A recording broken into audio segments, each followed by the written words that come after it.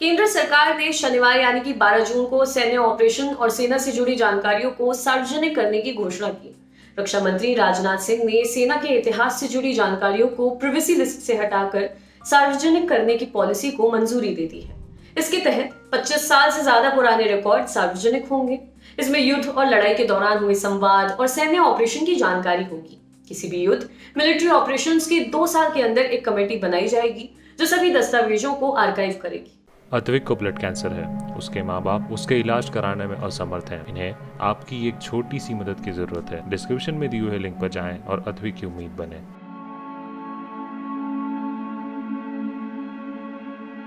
Twitter पर दी गई जानकारी के मुताबिक रक्षा मंत्री राजनाथ सिंह ने नई नीति को मंजूरी दे दी है। ये नई नीति युद्ध और ऑपरेशंस के आर्काइव, डिक्लासिफिकेशन और संग्रह की इजाजत देती है।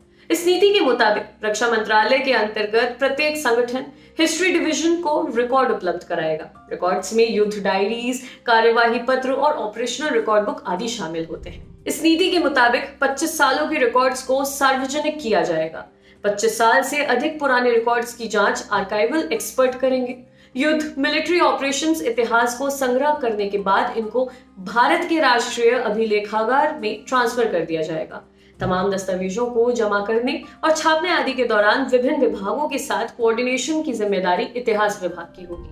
ये पॉलिसी कहती है कि युद्ध और मिलिट्री ऑपरेशंस के दस्तावेज संग्रह के लिए एक कमेटी बनाई जा सकती है जिसको जॉइंट सेक्रेटरी हेड करेंगे। एक्सपर्ट्स कमेटी में तीनों सेना के प्रतिनिधि, विदेश और गृह मंत्रालय के समेत अन्य संस्थाओं व इतिहासकारों को शामिल किया जाएगा। ये समिति युद्ध के पूरा होने के 2 सालों के अंदर बनाई जाएगी और 5 साल के अंदर इतिहास को संकलित यानी आर्काइव कर लिया जाएगा। सेना के तमाम अंक दस्तावेजों को हिस्ट्री डिवीजन यानी इतिहास विभाग को सौंप देंगे ताकि दस्तावेजों का संरक्षण किया जा सके और साथ ही लिखित इतिहास भी तैयार किया जा सके। रक्षा मंत्रालय के मुताबिक ऐसा करने से लोगों को युद्ध के इतिहास की सही जानकारी मिलेगी और अफवाहों को दूर करने में मदद मिलेगी।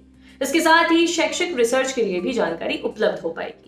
रक्षा मंत्रालय ने जो जानकारी उपलब्ध कराई है उसके मुताबिक डॉक्यूमेंट्स के क्लासिफिकेशन यानी वर्गीकरण की जिम्मेदारी सेना के संगठनों की ही रहेगी। इस बात की जानकारी पब्लिक रिकॉर्ड एक्ट 1993 और पब्लिक रिकॉर्ड रूल्स 1997 में दी गई है, जिनको समय समय पर संशोधित किया गया है। इसमें कहा गया है कि युद्ध पूरा होने के 2 साल के भीतर समिति का गठन किया जाना चाहिए। इसके बाद अभिलेखों का संग्रहण और संकलन 3 सालों में पूरा किया जाए, यानी इस पूरे कवायद में 5 सालों का वक्त लगेगा।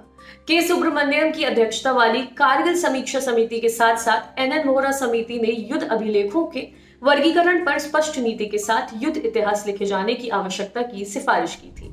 ऐसा इसलिए ताकि सीखे गए सबक का विश्लेषण किया जा सके और भविष्य की गलतियों को रोका जा सके। आपके लिए खबर लिखी थी हमारे साथी वरुण ने।